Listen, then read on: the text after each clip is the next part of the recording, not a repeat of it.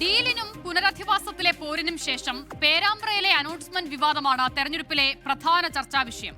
വോട്ടുത്സവം ഇന്ന് പോകുന്നത് പേരാമ്പ്രയിലേക്കാണ്. 1980 മുതൽ ഇടത് കോട്ടയായ പേരാമ്പ്രയിൽ LDF-നായി മണ്ഡലം നിലനിർത്താൻ LDF കൺവീനർ കൂടിയായ TP രാമകൃഷ്ണനാണ് കളത്തിലിറങ്ങുന്നത്.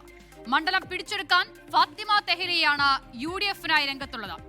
NDA സ്ഥാനാർത്ഥിയായി BJP കോഴിക്കോട് മേഖലാ സെക്രട്ടറി M മോഹനനും കളത്തിൽ നിറയുമ്പോൾ ആവേശപ്പോരാണ് പേരാമ്പ്രയിൽ നടക്കുന്നത് എന്നതിൽ സംശയമില്ല.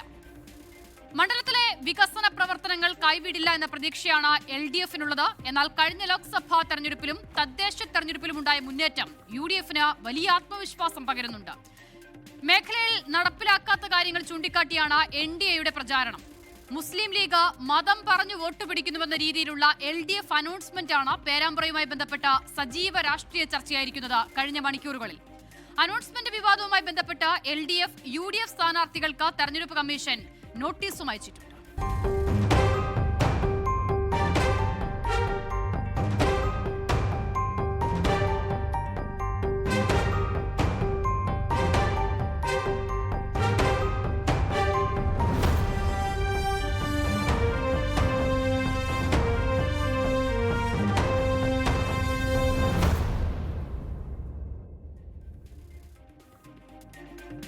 പേരാമ്പ്ര മണ്ഡലത്തിന്റെ ചിത്രം വിശദമായി പരിശോധിക്കുകയാണ് നമ്മൾ. ആദ്യം മണ്ഡലത്തിന്റെ ഒരു പൊതുചിത്രം പരിശോധിക്കാം.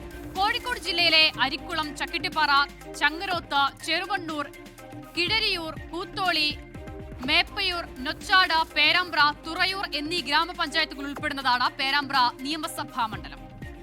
10 പഞ്ചായത്തിൽ ചക്കിട്ടിപ്പാറ, ചങ്ങരോത്ത്, കൂത്തോളി, പേരാമ്പ്ര, ചെറുവണ്ണൂർ, തുറയൂർ എന്നിങ്ങനെ 6 ഭരണം UDF-നൊപ്പമാണ്. എന്നാൽ നൊച്ചാട്, മേപ്പയൂർ, അരിക്കുളം, കീഴരിയൂർ എന്നിവയാണ് LDF-നൊപ്പമുള്ള പഞ്ചായത്തുകൾ. 1980 മുതൽ ഇടതുമുന്നണിയെ തുണയ്ക്കുന്ന മണ്ഡലമാണിത്. മണ്ഡലത്തിൽ 2 തവണ മാത്രമാണ് UDF-ന് ആകെ വിജയിക്കാൻ സാധിച്ചിട്ടുള്ളത്.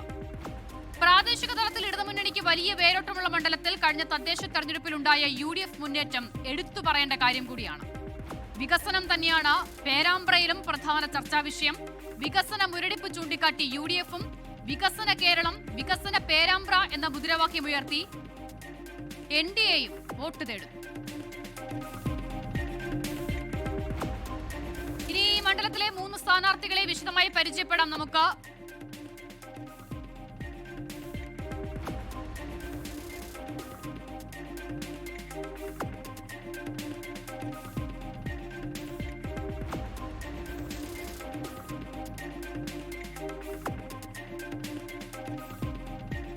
പറഞ്ഞതുപോലെ തന്നെ TP രാമകൃഷ്ണൻ LDF-നായി തെരഞ്ഞെടുപ്പ് ഗോതയിൽ ഇറങ്ങുമ്പോൾ ഫാത്തിമ തെഹ്ലിയ എന്ന യുവമുഖമാണ് UDF-ന് വേണ്ടി മണ്ഡലത്തിൽ ഇറങ്ങുന്നത്. M മോഹനൻ NDA സ്ഥാനാർത്ഥിയായി മണ്ഡലത്തിലേക്ക് എത്തുകയും ചെയ്തു.